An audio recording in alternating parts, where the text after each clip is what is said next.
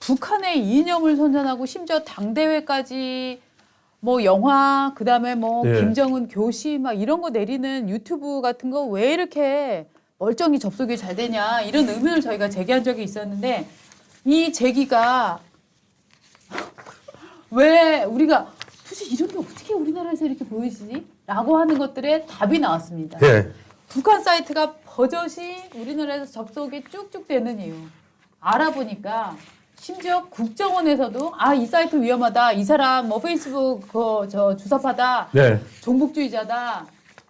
너무 그랬는데도 방심위가 이거를 철저히 커트를 했다라고 하는 기사가 지금 나왔거든요. 예, 오늘 아침에 조선일보 있었는데 저 너무 웃긴 게 국정원이 하다는 안 돼가지고 방심위에다가 국정원이 저거 좀 없애라고. 네. 보니까 우리 기사를 보니까 정치부 김정환 기자가 썼는데 이거는 뭐 밝힐 수도 없지만 소스는 국정원인 것 같아요. 그 네. 기사 자체는. 네. 그러니까 국정원에서 해달라고 몇 번을 얘기했는데도 네. 예, 나오네요. 선관위 담당자 이메일로 북한의 해킹 시도 사실을 수차례 통보했다. 저건 이제 선관위 이제 저 뚫린 적 없다 이제 이 이거 얘기인 선관위군요. 거죠. 네, 네, 선관위였고 네. 방심위에도 계속 얘기를 했대요. 했는데 안 받아들여요. 저는 이런 규정이 있는 걸 처음 알았어요. 방심위 규정이 있는데 네. 어떤 사이트를 폐쇄를 하려면 그 사이트에 올라온 정보가 70% 이상이 친북이거나 종북이거나 이런 위반적 사항이 있어야 된다라는 건데 예. 그러니까 어떻게 제가 만약에 북한에서 사이트를 북한의 친북한적인 정보를 노출시키고 싶은 사람이라면 제가 넣고 싶은 정보 10개를 넣습니다.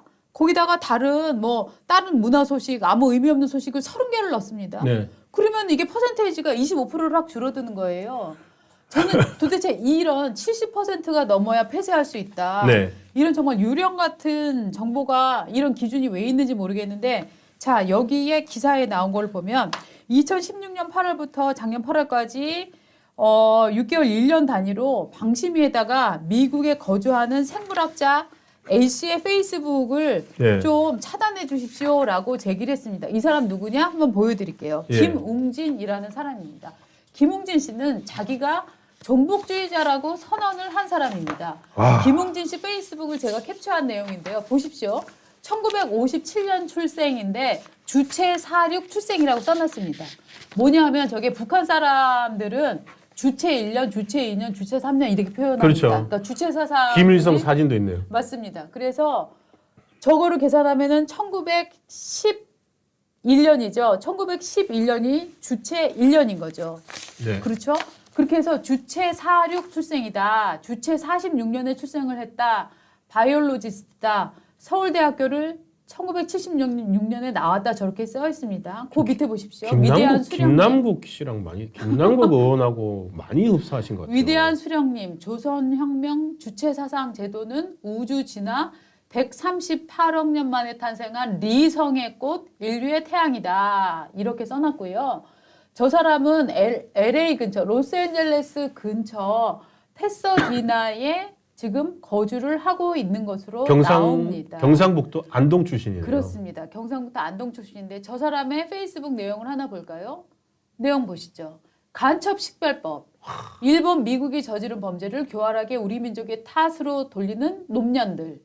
유독 자주의 나라. 우리의 조국, 조선을 증오, 적대 모함 모독. 걸핏하면 보안법 흉기를 휘두르며 경찰이나 국정원에 간첩 신고를 하겠다고 위협하는 놈년들 뭐 저런 걸 올리고 있고요. 네. 또 하나 또 한번 보실까요? 최근에 찍은 사진을 저렇게 올려놨습니다. 자, 또 한번 볼까요? 자, 충무공 리순신 장군은 오늘날 남괴 극악 매국 역도들과 토의 잔해 무리들을 필히 주살할 것이다 라는 댓글을 달았다는 이유로 페북이 내 계정을 3주간 제재 처분했다.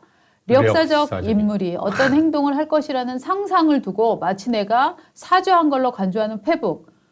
하여튼 이걸 핑계 삼아서 내가 안 하겠다라고 지금 올려놓았는데요. 근데 아침에 저 사람은 어떤 사람이냐 하면은요. 네. 사실 생물학계에서는 꽤 그 공이 많은 사람이에요. 그래요? 그래서 저거로 네, 봐서는 저 사람이 정상적인 사고를 할 수 있는 분이 아닌 것 같은데요. 그렇죠. 그런데 저 사람이 게놈 프로젝트 중에서 우리 인간의 염기설 몇 번을 해독하기도 하고 해서 오. 서울대 생물학과 출신으로 굉장히 유명한 생물학자였는데 제가 취재를 해봤더니 저 예. 사람이 미국으로 유학을 갔고 거기서 자리를 갖고 일을 하다가 어느 해에 그렇지만 그 전에도 진보적인 사상은 좀 있었대요. 네. 그런데 어떤 해에 좌파 사상이죠. 북한을 예. 갔다 왔는데 예.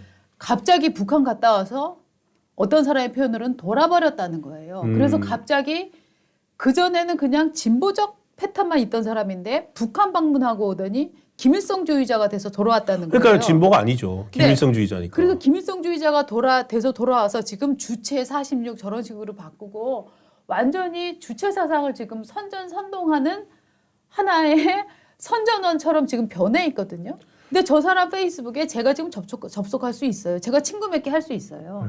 그러니까 국정원에서는 야 이런 사람 좀 우리나라는 국가보안법 체제가 있고 북한이랑 아직도 전쟁이 끝나지 않은 상태야. 그러니까 이거를 좀 차단해 다오라고 얘기했는데 방심위가 이걸 안 하고 있는 거예요.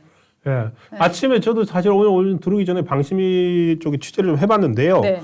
방심위에서 일단 저 김웅진 건은 이제 이게 방심위가 이제 사무처가 있고요. 네. 방심위 사무처에다가 이렇게 국정원에서 요청을 하면은 네. 그게 이제 사무처를 거쳐서 심의 안건으로 올라옵니다. 네. 그래서 9명으로 구성되어 있는 이제 방심위가 이제 6대 3이죠, 물론. 여기도 네. 이제 문재인 정부 시대 알박기를 해가지고 맞습니다. 6대 3으로 돼 있고. 그래서 그리고 뭐 정현주 씨가 저기죠? 정현주 씨가 위원장인데 그래서 사실 지난번에 저희도 얘기했지만은 그 민노총 홈페이지에 있는 북한에서 보낸 연락문 네. 거기에 주체 몇십 년 돼가지고 네. 그걸로 저도 칼럼도 쓰고 있었는데 그게 버젓이 올라와 있거든요. 네. 그때 당시에 그 방심위에서 내린 결론은 뭐냐면은 문제 없음이었어요. 왜냐면은 단순 공문이고 당시 뭐 이 정도 가지고서는 그 다양한 사상과 주장을 뭐 우리 사회가 인정할 필요가 있다 이런 걸 해서 했는데 저거는 그 수준을 넘어서거든요. 그래서 물어봤어요. 당시 회의 관계자나 이런 분들. 일단 저거는 안건으로 올라온 게 없다는 게 그 답변이었고 그러면 국정원은 누구한테 했느냐? 사무처다. 사무처에서 어떤 과정을 거쳐서 저게 안건으로 안 올려지고 네. 그냥 이렇게 뭐라 그러죠? 이렇게 필요 없다는 식으로 내쳐졌는지 그거는 향후에 알아봐야 될 문제 같고요. 그다음 70%는 대개 국정원의 주장인데 방통위 사무처는 상당히 곤혹스러워하고 있습니다. 그게 명시적인 규정은 없는데 네. 예를 들어 어떤 사람의 글을 올려놓으면은 네. 그 글 중에는 네. 뭐 이런 문제가 되는 글도 있고 네. 아닌 글도 있고 네. 뭐 그걸 선별적으로 하긴 힘들지 않느냐 뭐 이런 얘기를 하면서 네.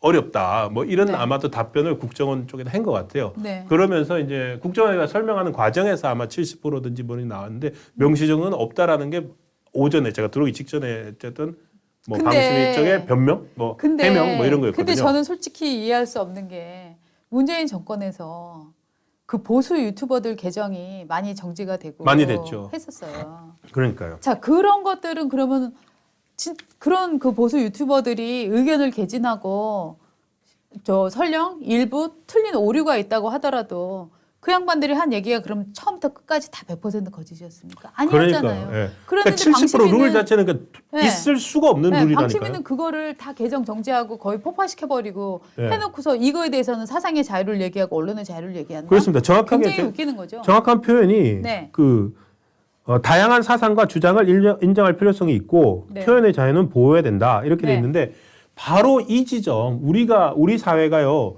정말로 건전한 사회가 되려면은 정말로 다양한 표현의 자유 보호해야죠. 다양한 사상과 주장을 인정해 줘야죠. 네. 그런데 바로 이 지점을 허점으로 팔고 들어오는 게 네. 방금처럼 김웅진 씨 같은 페북이라든지 네. 친북 사이트들이고요. 네. 우리가 자통 사건, 민노총 간첩단 사건에서 내려온 네. 지령까지 봤잖아요. 네. 유튜브에 보수 유튜브로 가장해서 회원으로 가입해서 네. 뭐 활동을 해라. 네. 그리고 심지어 요즘은 윤석열 퇴진 9호까지 네. 퇴진이 추모다 9호까지 만들어서 내려보내잖아요. 네. 북한에서. 네. 그것까지도 우리가 표현의 자유로서 방송통신심의위원회에서 네. 보호를 해줘야 됩니까? 그러니까요. 그 지점입니다. 우리는 그러면 예를 들어서 잣대라도 그러면 일관되든지 방금 박원재 에디터 말씀하셨듯이 보수 유튜버들에 대해서는 그렇게 엄혹한 잣대를 네. 대놓고 민노총과 저는 김웅진 페북이나 이런 데는 참으로 느슨한 잣대를 갖다 대잖아요. 그렇죠. 우리가 그걸 뭐라 그럽니까? 그런 거 이중잣대라고 하지 않습니까?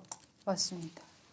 아, 저 얘기하다 보니까 참. 갑자기 제가 열받지 말라고들 말씀하시는데 제 집에서 안 사람도 계속 왜 자꾸 유튜브 하다가 열받냐고 그러는데 네. 하다가 열받게 되네요. 죄송합니다. 그러니까요.